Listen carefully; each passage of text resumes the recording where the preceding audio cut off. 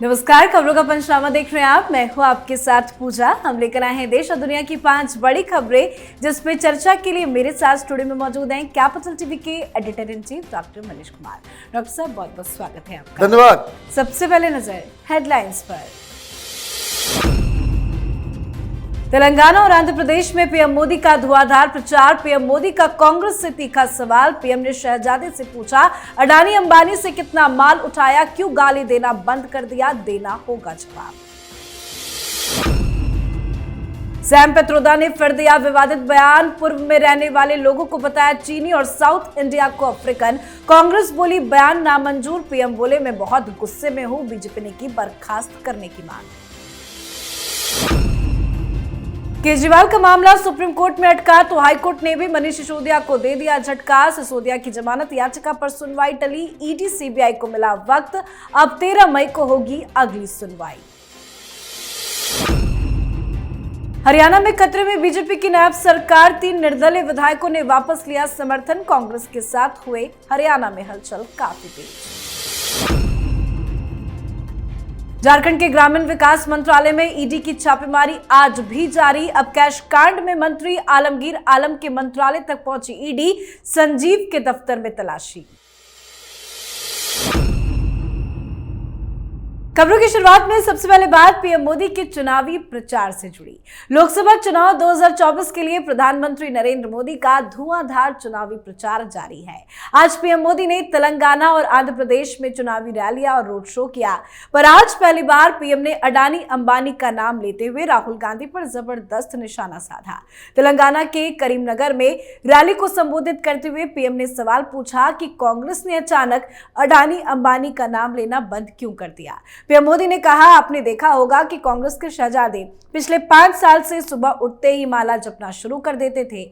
जब से उनका राफेल वाला मामला ग्राउंडेड हो गया तब से उन्होंने एक नई माला जपनी शुरू कर दी। 5 साल से एक ही माला जपते थे, 5 उद्योगपति। फिर धीरे धीरे कहने लगे अंबानी अडानी। लेकिन जब से चुनाव घोषित हुआ है इन्होंने अंबानी अडानी को गाली देना बंद कर दिया है। इतना ही नहीं, पीएम ने आगे कहा कि मैं कांग्रेस के शहजादे से पूछना चाहता हूं कि काले धन के कितने बोरे भरकर रुपए मारे हैं, क्या टेम्पो भरकर नोट कांग्रेस के लिए पहुंचे हैं, क्या सौदा हुआ है। आपने रातों रात अंबानी अडानी को गाली देना बंद कर दिया। जरूर दाल में कुछ काला है। 5 साल तक गाली दी और रातों रात बंद हो गए। मतलब कोई ना कोई चोरी का माल टेम्पो भर भर कर आपने पाया है। इसका जवाब देना ही पड़ेगा देश को। वाकई में पीएम मोदी जो सवाल पूछ रहे हैं वो लाजमी है। आखिर क्यों राहुल गांधी ने अडानी अंबानी पर हमला बोलना बंद कर दिया? देखिए, प्रधानमंत्री मोदी ने अगर ये अटैक किया है जिसमें वो सीधे सीधे कांग्रेस पार्टी राहुल गांधी पे ये आरोप लगा रहे हैं कि आप भी पैसे उठवा रहे हो, ठीक वैसे ही जैसे झारखंड में मिल रहा है, जैसे नोटों का पहाड़ धीरज साहू क्या मिला। ये जो गड्डियां भर के आ रही हैं जो चुनाव में खर्च हो रहे हैं, ये आरोप सिर्फ हवाई आरोप नहीं हो सकता। वो देश के प्रधानमंत्री हैं, जरूर कोई ना कोई जानकारी के साथ वो ये अटैक कर रहे हैं। और बात भी सही है। 5 साल तक आप जिस मुद्दे को उठाए रखे कि सरकार सिर्फ 2 दोस्तों के लिए चलाई जा रही है, 5 दोस्तों के लिए चलाई जा रही है। आप लंदन गए, अमेरिका गए, पूरी दुनिया भर में देश को जो है बदनाम किया कि यहां क्रोनिक कैपिटलिज्म चल रहा है और चुनाव में वो मुद्दा नहीं है। भाई, पिछली बार आपने राफाल चौकीदार चोर है, माफी मांगनी पड़ी थी। अब राहुल गांधी जो है वो एक्सरे पे लगे हुए हैं। वो कास्ट सेंसस करवाएंगे, ऐसा कास्ट सेंसस करवाएंगे जिसमें उनके सहयोगी कह रहे हैं कि सारा रिजर्वेशन जो है मुसलमानों को दे दिया जाएगा। तो ये सारी चीजें हैं, ये पॉलिटिकल जिसको कह सकते हैं कि घेराबंदी, मुद्दों को आप लेकर के आए, याद दिलाए। कांग्रेस पार्टी मुद्दा विहीन हो गई है। कांग्रेस पार्टी की सबसे बड़ी फेलियर ये रही है कि वो भारतीय जनता पार्टी को अपने मुद्दों के ऊपर वो खींच के लाने में वो अनसक्सेसफुल रहे हैं। और अडानी अंबानी, प्रधानमंत्री मोदी ने याद दिलाया कि भाई अब बताओ, अब नाम क्यों नहीं ले रहे हो। तो ये जवाब तो सीधे सीधे राहुल गांधी को देना चाहिए। और जब तक ये वीडियो हम लोग रिकॉर्ड कर रहे हैं, राहुल गांधी की तरफ से इसका कोई जवाब नहीं आया है। बिल्कुल। तो पीएम मोदी ने अंबानी अडानी को लेकर राहुल गांधी की चुप्पी पर सवाल उठाए हैं। तो वहीं कांग्रेस पार्टी सैम पित्रोदा के फिर एक घिनौने बयान से बुरी फंस गई है। सैम पित्रोदा ने विरासत टैक्स के बाद भारत की विविधता को लेकर बयान दिया है। पित्रोदा ने एक इंटरव्यू में कहा कि भारत में ईस्ट के लोग चाइनीज और साउथ वाले अफ्रीकन दिखते हैं। बयान देने की कुछ ही देर के बाद कांग्रेस ने इससे किनारा कर लिया। कांग्रेस ने कहा कि भारत की विविधता की ये परिभाषा मंजूर नहीं है, ये गलत है। तो वहीं जब बयान सामने आया तब प्रधानमंत्री नरेंद्र मोदी तेलंगाना के वारंगल में सभा कर रहे थे। उसी दौरान पीएम भड़क उठे। पीएम ने कहा कि आज मैं गुस्से में हूं, मुझे कोई गाली दे मुझे गुस्सा नहीं आता, मैं सहन कर लेता हूं, लेकिन आज शहजादे के फिलोसफर ने चमड़ी के आधार पर देशवासियों का अपमान किया, गाली दी, इसे बर्दाश्त नहीं किया जा सकता। तो वहीं बीजेपी ने सैम पित्रोदा के बर्खास्तगी की मांग उठाई है। आए दिन सैम पित्रोदा कुछ न कुछ उटपटांग बयान देते हैं, कांग्रेस पार्टी उसको लेकर एक्शन क्यों नहीं लेती? देखिए, सैम पित्रोदा, नाम सैम पित्रोदा, पूरा नाम सुन लीजिए उनका क्या है। सत्यनारायण गंगाराम पित्रोदा उड़ीसा में पैदा हुए, गुजरात में पढ़ाई की और अभी उनके ऊपर दायित्व है। ओवरसीज कांग्रेस के वो अध्यक्ष हैं।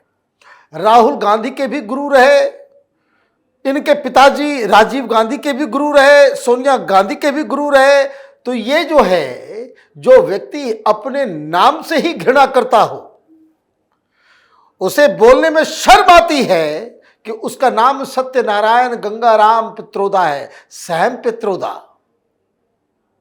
और ये कोई छोटा मोटा आदमी नहीं है, ये आइडियोलॉजिकल गुरु है राहुल गांधी का, लेकिन मोटर माउथ है। कभी कह देते हैं भाई हुआ तो हुआ, फिर कभी कह देते हैं कि भाई वो विरासत टैक्स लगाएंगे, और आज तो इन्होंने हद ही कर दी। इनको साउथ इंडिया के लोग, वो तो चुनाव हो गए ऑलमोस्ट सारी जगहों पे, वरना आप तमिलियंस को, केरलाइट्स को, कनाडिगास को आप कहोगे कि अफ्रीकन रखते हो। आप नॉर्थ ईस्ट के लोगों को चाइनीज बता रहे हो, शर्म नहीं आती इन लोगों को। और वेस्ट इंडिया के लोगों को वो बता रहे भाई अरब लग रहे, कहां से अरब नजर आते हैं। और नॉर्थ के लोगों को वो अंग्रेज बता रहे, व्हाइट नजर आ रहे हैं। पहले अपनी पहचान बता दो। काली दाढ़ी, सफेद सिर पे बाल, भाई आप कौन से ग्रह से आए हो ये बता दो। हिंदुस्तान को गाली दे करके ये लोग अपना करियर बनाते हैं। अमेरिका में बैठ के हिंदुस्तान के लोगों को का मजाक उड़ाते हैं, यहां के सारे चीजों का। और उनकी दिक्कत क्या है? उनकी दिक्कत यह है कि हिंदुस्तान की पहचान वो नहीं रही। ये प्रधानमंत्री जो है वो बहुत हिंदुत्व हो रहा है, राम मंदिर मंदिर हो रहा है। ये मंदिर क्यों जाते हैं प्रधानमंत्री? ये इनकी पीड़ा है, ये इनकी पीड़ा है। तो भाई तो हिंदुस्तान है, यहां पे हिंदुत्व ही चलेगा। आपको अगर ये पसंद नहीं है तो किसी और देश का आप सिटीजन बन जाओ। जी, तो चुनाव के बीच कांग्रेस पार्टी की एक मुसीबत खत्म नहीं हो रही कि दूसरी सामने आ जाती है। तो वहीं दिल्ली में आम आदमी पार्टी भी मुसीबतों से बाहर नहीं निकल पा रही है। चुनाव के बीच आम आदमी पार्टी के बड़े बड़े नेता जेल में हैं और कोर्ट से कोई राहत की खबर भी सामने नहीं आ रही है। सुप्रीम कोर्ट में केजरीवाल का मामला अटका है। तो वहीं दिल्ली हाई कोर्ट ने आज मनीष सिसोदिया को बड़ा झटका दे दिया है। जमानत याचिका पर फैसला टल गया है। कोर्ट ने ईडी सीबीआई को जवाब दाखिल करने का 4 दिन का और वक्त दे दिया। मतलब अब इस पूरे मामले में अगली सुनवाई 13 मई को होगी। आज क्या कुछ हुआ हाई कोर्ट में? देखिए, वो एक गाना याद आता है अब इन लोगों की कार्रवाई के दिन महीने साल गुजरते जाएंगे, है ना। और ये सब दोस्त यार जो है तिहार में रहते जाएंगे। कैसे मिलेगी राहत? कैसे मिलेगी? आप खुद ही लेट करवाते हो, आप खुद ही कारण देते हो। मनीष सिसोदिया को राहत देने का कोई मतलब ही नहीं बनता। जिन लोगों ने 170 फोन्स डिस्ट्रॉय कर दिए हो, आईफोन्स को आप सबूत छिपाते हो, तो देखिए केस तो ये ओपन एंड शट है। बेल मिलने की आशंका बिल्कुल ही कम है, क्योंकि दिल्ली हाईकोर्ट में जहां ये दरवाजा खटखटा रहे हैं, इसी कोर्ट ने मनीष सिसोदिया को इस स्कैम का चीफ आर्किटेक्ट बताया। तो यहां तो वो सुनवाई टलते रहेगी, नया चार्जशीट आता रहेगा, सब कुछ होता रहेगा। कल माहौल ऐसा बना था कि केजरीवाल को भी बेल मिल जाएगा, मामला टल गया। अभी टल गया है तो अब अगले वीक जो है इसकी सुनवाई होगी, देखिए क्या होता है। जी, अब बात करते हैं हरियाणा की राजनीति से आई बड़ी खबर की। लोकसभा चुनाव के बीच में हरियाणा की राजनीति से बड़े उलटफेर की खबर सामने आई है। नायब सैनी सरकार को समर्थन दे रहे 3 निर्दलीय विधायकों ने नाराज होकर अपने समर्थन को वापस ले लिया। इन विधायकों के अब कांग्रेस को समर्थन करने का ऐलान कर दिया है। 3 निर्दलीय विधायकों ने तो बाकायदा प्रेस कॉन्फ्रेंस करके अपने समर्थन वापसी का ऐलान किया। बीजेपी की सरकार से अपना समर्थन वापस लेने वालों में दादरी से विधायक सोमवीर सांगवान, नीलो खेड़ी से विधायक धर्मपाल गोदार और पुंडरी से निर्दलीय विधायक रणधीर गोलन के नाम शामिल है। इनके समर्थन वापस लेने से बीजेपी की मुसीबत बढ़ गई है। क्या वाकई में अल्पमत में आ गई है सरकार? देखिए, अल्पमत में आने की बात नहीं है, अभी कुछ मसला इसमें कुछ होना जाना है नहीं। नाराज वो इसलिए मंत्री बनना चाहते हैं। भाई, कांग्रेस के पास संख्या है क्या सरकार बनाने की? नहीं है। उधर भी बहुत टूट फूट है। अभी चुनाव खत्म होगा, रिजल्ट आ जाएगा, फिर माहौल फिर बदल जाएगा। वहाँ सरकार को कोई नुकसान नहीं होने वाला। आप इस बात को समझिए कि जब अभी हाल में ही नए मुख्यमंत्री बने और वहाँ पे बहुमत साबित कर दिया गया है, तो एक बहुमत साबित करने और दूसरे बहुमत साबित करने के बीच में कम से कम 6 महीने का वक्त होता है। तो अभी वक्त भी है, तो हमें लगता है कि इन्हें मना भी लिया जाएगा और इनकी मांग को पूरी भी की जाएगी। और तो और इस लोकसभा चुनाव के बाद फिर किस तरह का कॉम्बिनेशन बनेगा ये कहना बड़ा मुश्किल है। लेकिन एक बात आप जरूर समझ सकते हैं कि भारतीय जनता पार्टी की सरकार है।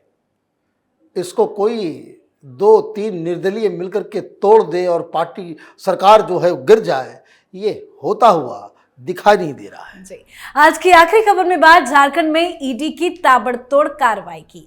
झारखंड में ईडी की तीसरे दिन भी छापेमारी जारी है। आज ईडी के अधिकारी ग्रामीण विभाग के दफ्तर पहुंचे, मंत्री आलमगीर आलम के मंत्रालय पहुंचे। ईडी की छापेमारी के दौरान संजीव लाल के भी साथ में मौजूद होने की खबर सामने आई।